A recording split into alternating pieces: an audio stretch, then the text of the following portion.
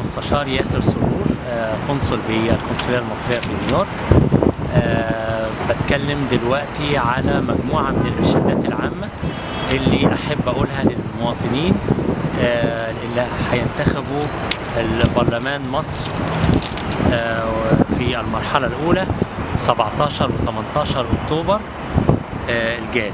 في أولا أنا بأنصح كل مواطن مصري يرغب في إدلاء الانتخابات أو في إدلاء بصوته، أولا يدخل على الموقع الإلكتروني للجنة العليا للانتخابات، يدخل الرقم القومي بتاعه حتى للتعرف على القائمة، أنهي قائمة هو تبعها، والدائرة الفردية اللي هو المفروض هيدلي بصوته بيها. سيادة المستشار ياسر، عندنا مشكلة إن إحنا مش عارفين مين المرشحين نازلين، ما عندناش تفاصيل أو معلومات كفاية عنهم. تفتكر القنصلية ممكن في معلومات هنقدر إن إحنا نلاقيها لما نوصل عن المرشحين؟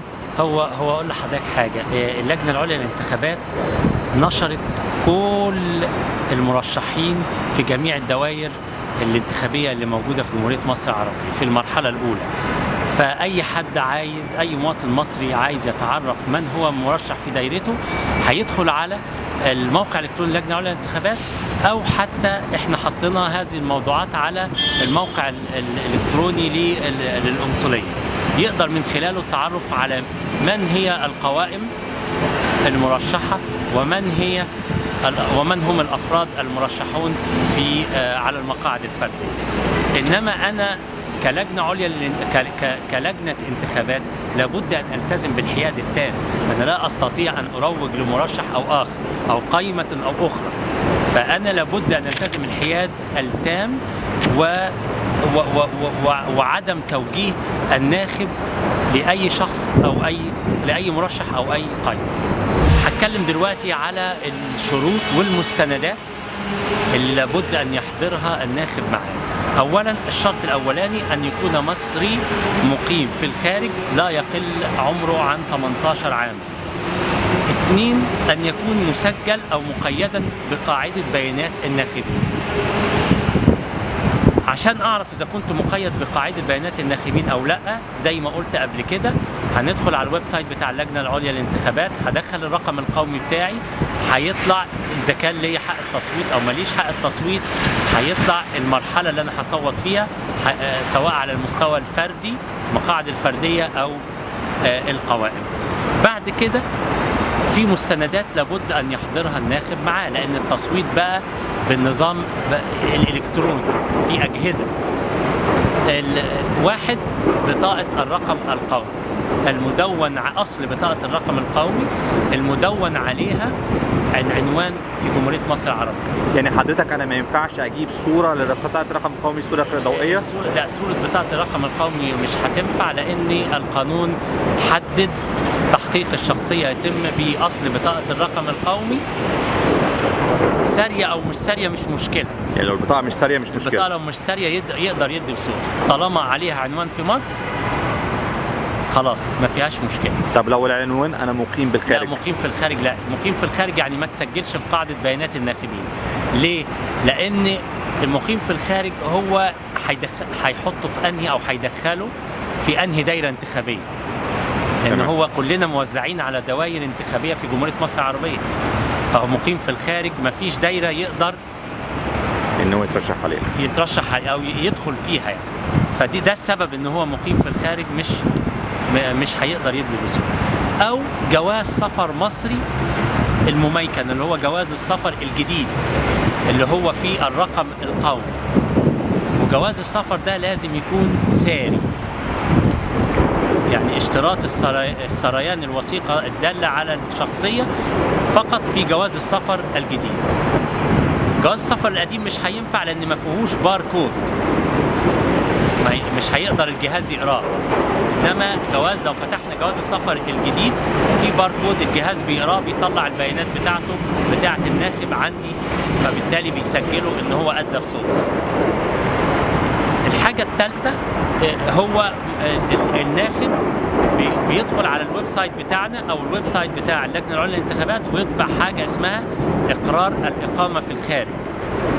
إقرار الإقامة في الخارج بيملى بياناته، بيوقع عليه، وأنا بستلم منه الإقرار ومعاه مستند الدال على الإقامة. سيادة المستشار، لو أنا في زيارة للولايات المتحدة الأمريكية ونقولوا إن أنا قريب من أحد القنصلات أو السفارات، هل من حقي إن أنا أروح أنتخب؟ يقدر يجي يدي صوته طالما معاه بطاقة الرقم القومي، أصل بطاقة الرقم القومي بتاعته وتتسق مع كل الشروط اللي سبق إن أنا ذكرت اللي القانون حددها، بيقدر يدي بصوته. طب ازاي حضرتك في حين ان حضرتك بتطلب مني ان انا عشان اصوت يبقى عندي مستند او اقرار بالاقامه خارج، هل هو مقيم في الخارج لمده شهر؟ لمده شهر امنعه من التصويت ازاي؟ مفيش مانع فيها، يعني عادي جدا ان انا ممكن في حاله ان انا في زياره هو بيكتب اقرار ان انا مقيم في الخارج مع ابنه مع بنته، او هو حتى جاي زياره لمده شهر وهو في المرحله الاولى. ما فيش سند قانوني ان انا امنعه من التصويت طالما مقيد في قوائم الناخبين، معاه بطاقه الرقم القومي بتاعه او باسبوره المميكن، لازم يدي في صوته. تمام. انا عايز برضو حضرتك توضح لنا موضوع الاقرار، ازاي نقدر نطبعه، لان في برضو ناس لسه يعني في نوع من انواع الاختلاط على الناس في موضوع الاقرار، فحضرتك ممكن تدينا ازاي؟ اللي عنده مشكله ومش عارف يطبع الاقرار، احنا هنطبع نسخ من الاقرار ده. اللي هيجي معهوش الاقرار هيمضي، هياخد نسخه من عندنا ويمضي عليها ويكمل اجراءاته عادي، ما فيش اي مشكله. يعني نقدر نقول ان القنصليه العامه هتوفر في حاله عدم ان شخص ما يكونش معاه الاقرار، هنوفره. احنا مهمتنا تسهيل العمليه الانتخابيه على جميع الناخبين. حضرتك ممكن تشرح لنا ايه هي مراحل الانتخابات؟ مراحل الانتخابات هم في مرحلتين. المرحلة الأولى بتضم 14 محافظة، هي الجيزة، الفيوم، بني سويف، المنيا، أسيوط، الوادي الجديد، سوهاج، قنا، الأقصر، أسوان، البحر الأحمر، الإسكندرية، البحيرة، مرسى مطروح. دول المحافظات اللي في المرحلة الأولى 17 18 أكتوبر الجاري. المرحلة الثانية فيها 13 محافظة، القاهرة، القليوبية، الدقهلية، المنوفية، الغربية، كفر الشيخ، الشرقية، دمياط، بورسعيد، الإسماعيلية، السويس، شمال سيناء، جنوب سيناء. ودي 21 22 نوفمبر. أي شخص مقيم أو عنوانه في المحافظات ال 14 اللي في المرحلة الأولى اتفضل يجي بصوته، يدلي بصوته. ياسر بيه، لو سمحت، في ناس كتير واحنا بطبعنا كمصريين، في ناس بتحاول سام تايم انها تقول لك انا ممكن اجي، يعني في فرصه ان انا اجي وامتحن وانا في المرحله الثانيه واخش المرحله الاولى. الكلام ده مش هيحصل. مش هيحصل لسبب. لما انا اجي اقرا او الجهاز يقرا بطاقه الرقم القومي، هنقول مواطن مصري جالنا وهو في محافظه القاهره. محافظه القاهره دي في المرحله الثانيه. تمام. هو الجهاز نفسه هيقول لي غير مصرح للسيد فلان الفلاني بالإدلاء بصوته في هذه المرحلة، وهيقول لي السبب كمان، لأنه في المرحلة الثانية. يبقى أي مواطن لو هو مش في المرحلة بتاعته يوفر الجهد، لأنه مش هيقدر إن هو ينتخب. لأني أنا مش هقدر. عدد الأصوات والتصويت هيتم بطريقتين، يدوي وعلى على التابلت او التابلت، فانا مش هقدر، ما عنديش الامكانيه ان انا اخليه يقبل صوت في المرحله الثانيه، مفيش، لان الجهاز هيرفضها اساسا. سيادة المستشار، هل ممكن اوكل حد يجي ينتخب عني؟ هل ممكن ابعت الاستماره بالبريد؟ لا.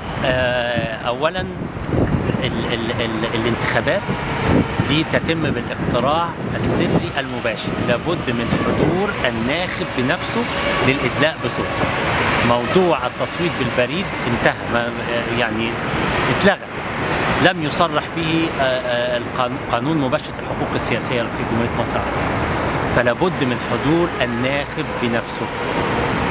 تمام. سؤال تاني ممكن أسأله حضرتك، لذوي الإعاقات الخاصة، هل هيبقى في نوع من المساعدة بالنسبة لهم في القنصلية؟ بالتأكيد هنوفر لهم كل التسهيلات اللازمة للإدلاء بصوتهم، و قواعد التصويت حددت إجراءات معينة لذوي الإعاقات خاصة لمساعدتهم على إدلاء بصوتهم. تمام. المواعيد هتكون من 9 صباحا لغايه 9 مساء. من 9 صباحا ل 9 مساء، وإذا جت 9 مساء ولقينا أو لأن إذا جت 9 مساء وفي ناخبين لم يدلوا بأصواتهم، ستظل لجنة الانتخابات تعمل لحين إدلاء الجميع بصوتهم.